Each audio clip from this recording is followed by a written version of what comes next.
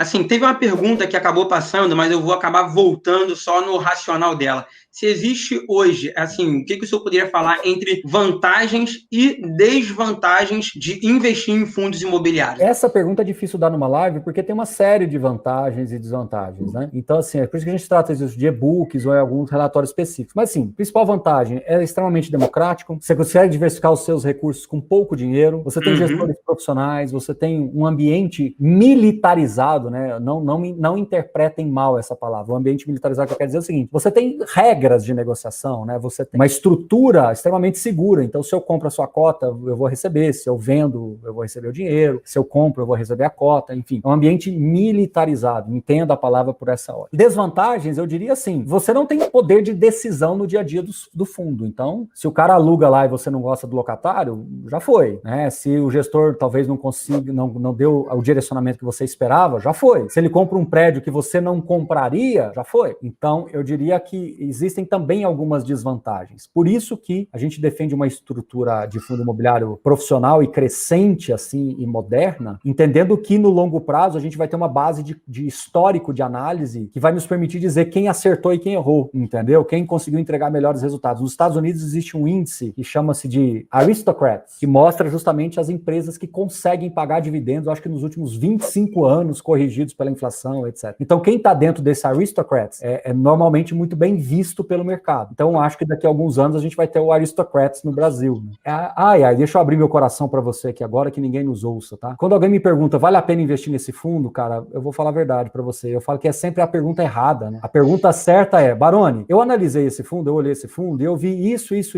de positivo e vi isso de negativo. O que você acha? Essa é a pergunta certa que eu gosto de ouvir das pessoas. É a mesma coisa falar assim, vale a pena comprar um carro tal? Vale a pena comprar um apartamento não sei aonde? Você não dá parâmetro para a pessoa, entendeu? Agora, eu estou com uma família que agora eu tenho um neném novo, eu quero ter mais outro filho no curto prazo, eu preciso de mais segurança porque eu viajo muito, etc. Você acha que vale a pena comprar esse carro, sabendo que o consumo dele, mesmo sendo mais alto, mas eu não desloco tanto? Qual pergunta que é melhor? É a pergunta da opinião, né? Exato, na verdade é que a pessoa quer que você terceirize, porque se amanhã der errado, por isso que eu não fico falando, esse é fundo, esse, aquele, eu prefiro esse, ou em detrimento daquele, eu não gosto desse, porque as pessoas personificam isso e elas querem etiquetar o tempo todo. Nós vivemos num mundo em que tudo tem que ser etiquetado. Então, esse é o fundo que eu gosto, esse é o fundo que eu não gosto, esse vai dar certo, esse vai dar errado. E aí isso gera um problema para mim, isso gera um problema para as pessoas. Isso vai gerando um passivo nas pessoas, porque ela está, na verdade, terceirizando decisões dela. Em algum momento, essa brincadeira não vai dar certo, porque o erro e o acerto, ele faz parte do processo de desenvolvimento do investidor até o último dia de vida dele. Ele vai acertar e errar. Só que o erro e o acerto consciente, ele passa dentro de você. Não fica aquele sentimento de culpa. Quando você erra inconscientemente, a culpa vem. E aí é onde vem o problema também para você, e você sempre vai achar que isso aqui tudo é um grande cassino. O que não é. Não é um jogo de apostas, é um jogo de análise, entendeu? Pô, legal. E só vou puxar aqui uma pergunta do Franco, né, porque eu acho que isso é muito interessante para quem está iniciando, né, e muita gente fica preocupada com isso, né. Ele pergunta o seguinte, para quem está começando e não entende nada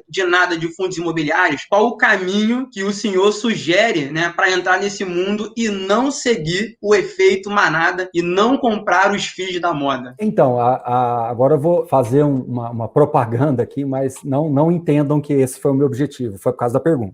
A gente escreveu 2 livros, um eu escrevi com o meu querido amigo Danilo Bastos e outro eu escrevi com o meu querido amigo também, Jean Tozé. O Danilo me ajudou a escrever o livro Guia Suno Fundos Imobiliários, onde você tem basicamente uma coletânea de frações do Fikipedia, né, que é aqueles artigos semanais que eu escrevo, conceitos extremamente importantes. E, recentemente, eu publiquei um livro com o Jean Tozeto, que é 101 perguntas sobre fundos imobiliários. Se você ler esses 2 livros, eu acredito que você sai do ponto 0 e chega no ponto 5, que já é suficiente para você navegar, saber pesquisar, saber entender, saber avaliar e analisar um fundo imobiliário do ponto de vista, assim, macro. Do ponto de vista micro, você realmente tem que ser um pouco mais especialista. Aí você tem que saber fazer conta de receita, despesa, ler resultado líquido, distribuição, cap rate, valor de metro quadrado. Aí eu falo que isso é uma outra camada de um investidor, entendeu? Mas eu acho que essa primeira fase, essa primeira onda, você resolve com esses 2 livros. Não estou fazendo propaganda.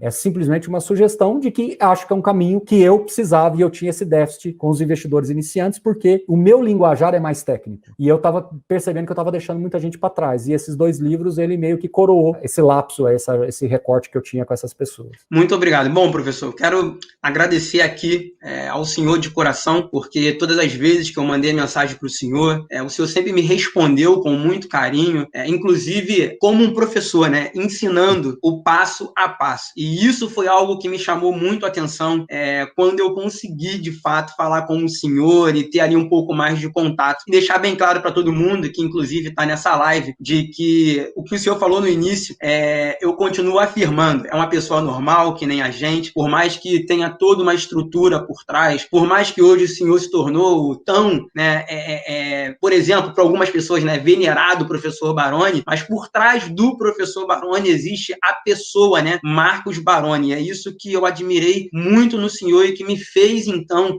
acreditar de que a gente poderia chegar e poderia conversar, independente do tempo que eu tenho aqui de investidor, que é pouquinho em relação a tudo que o senhor tem, independente do conhecimento que eu venho adquirindo todos os dias, e agradecer publicamente ao senhor por todo esse carinho, viu? Por estar aqui nesse canal tão simples. Imagina, Henrique, parabéns a você aí pelo seu trabalho. E eu falo comigo que o dia que eu não puder atender as pessoas, o dia que eu não puder ligar para as pessoas, o dia que eu não puder conversar, se eu estiver andando numa rua, quantas vezes eu já parei em aeroporto, o pessoal quer às vezes tirar uma foto, bater um papo, e eu paro, eu sento, vamos tomar um sorvete junto, vamos tomar um café junto ali.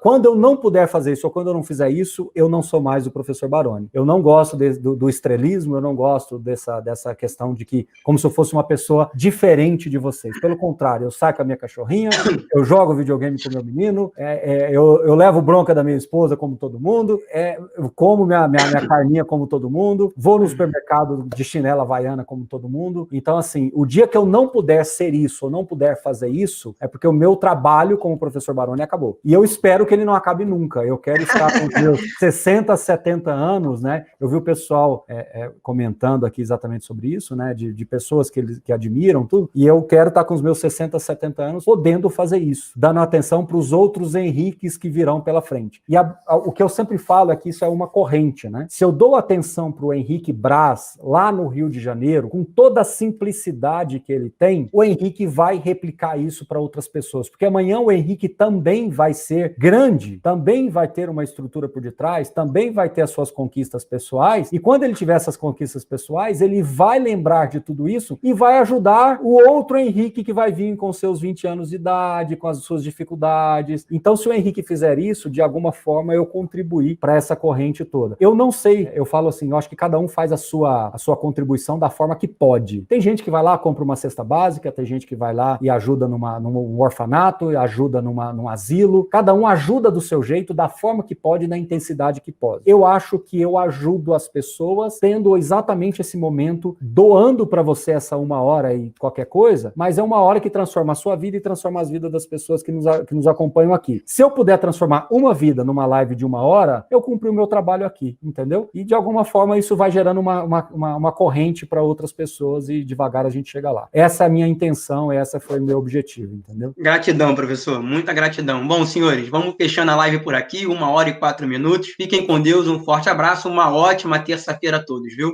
Valeu!